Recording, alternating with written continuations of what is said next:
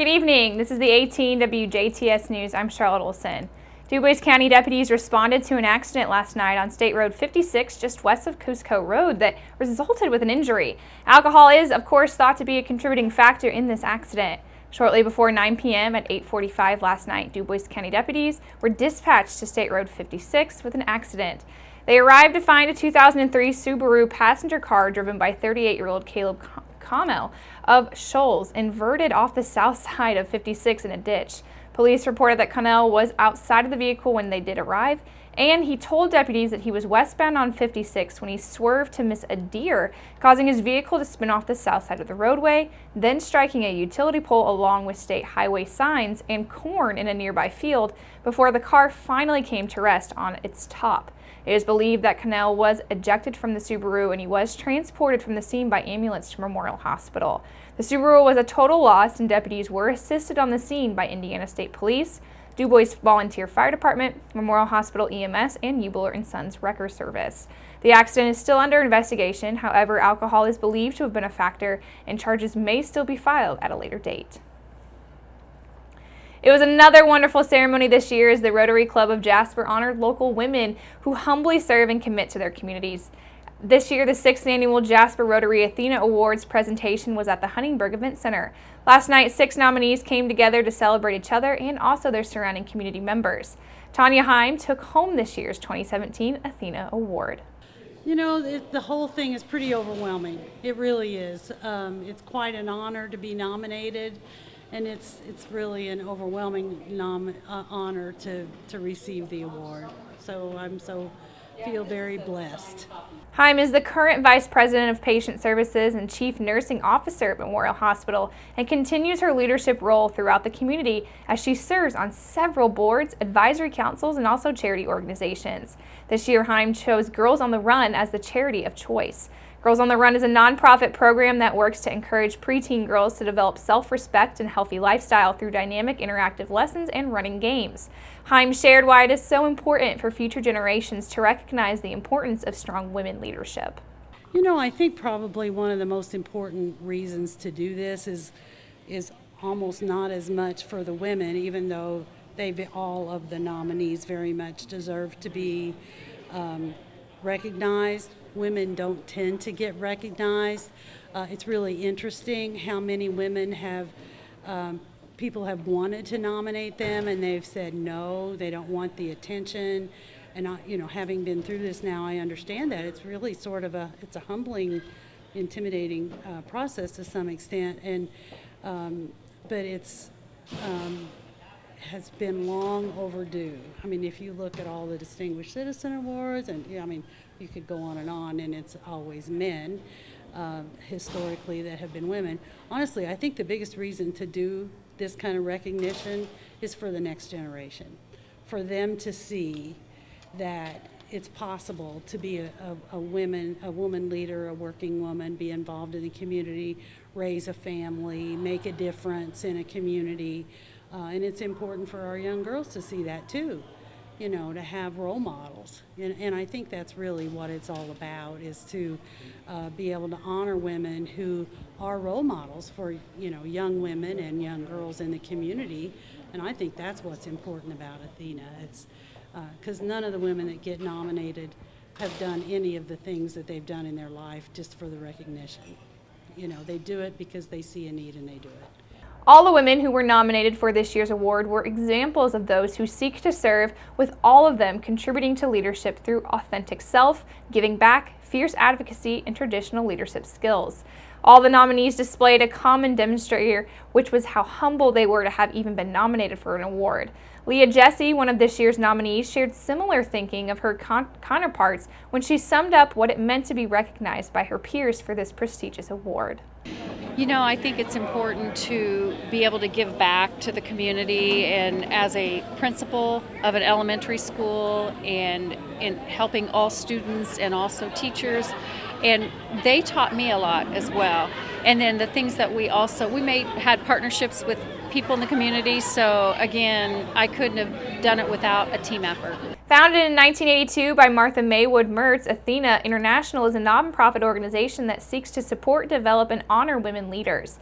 Rotary is an organization of business and professional leaders united worldwide to provide humanitarian service, encourage high ethical standards in all locations, and also to help build goodwill and peace within the world.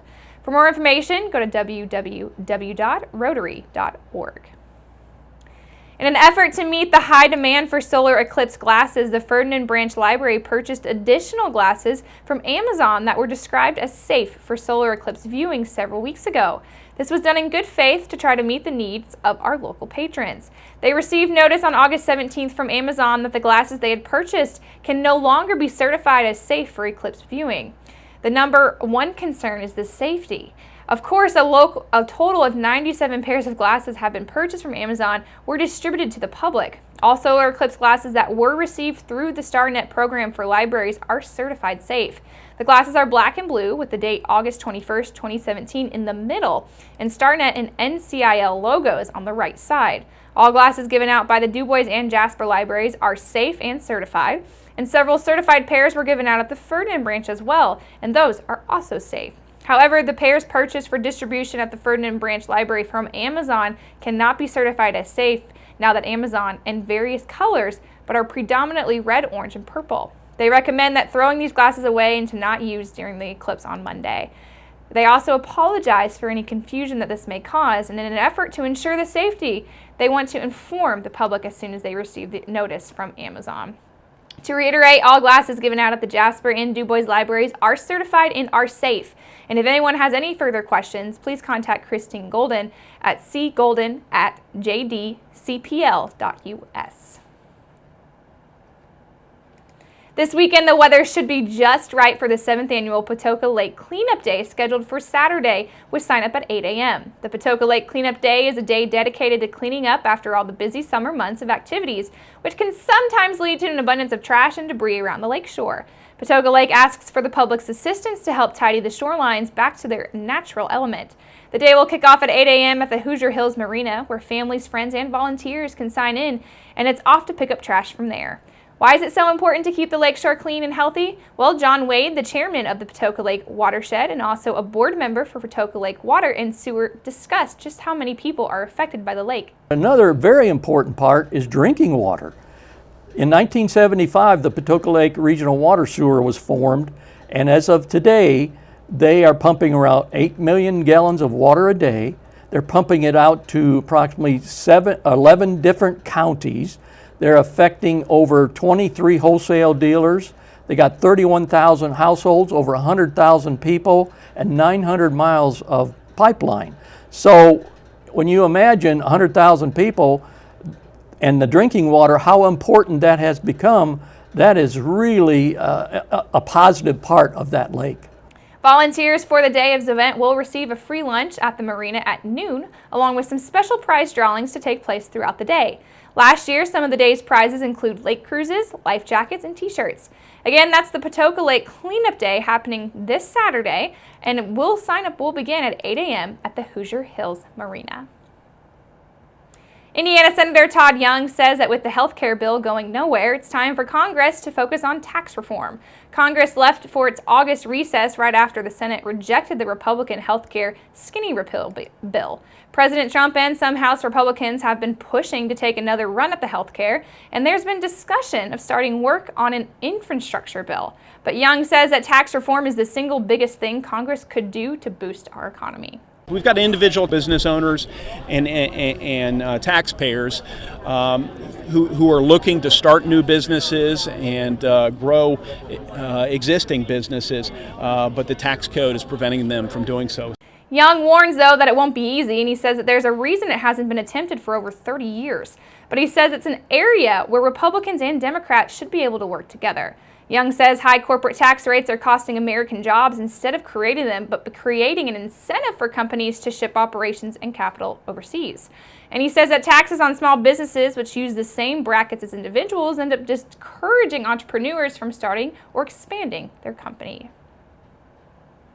Rain or shine, the St. Anthony's Firemens Fest and the 21st Annual Car Show and Truck and Motorcycle Show is still set for tomorrow, August the 19th in St. Anthony.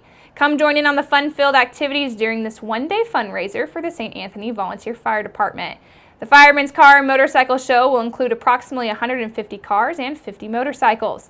The festival also includes refreshments, delicious chicken dinners, a beer garden, and the next leg of the WBDC Cornhole Tournament of Champions. There will also be a street dance, entertainment, and so much more. Registration for the Show and Shine Car, Truck, and Motorcycle Show will be from 9 until noon, and awards will be presented at 3. This will take place at the St. Anthony Community Center, and rain or shine, make sure to come early and stay late for the fest, as food will be available beginning with hamburgers at 9, fried chicken at 11, and dinners at 4. Air-conditioned dining is available, and so is carry-out. There will be backyard barbecue tasting from 11 until 1, and a huge prize raffle with close to 150 prizes. For a complete listing and schedule of events for the Firemens Fest and the 21st Annual Car and Shine Show, Truck and Motorcycle Show, which is again set for tomorrow, go to our radio station's website, wbdc.us, for more information on the fest. And make sure you keep it right here, because up next we'll take a look at your weather summary.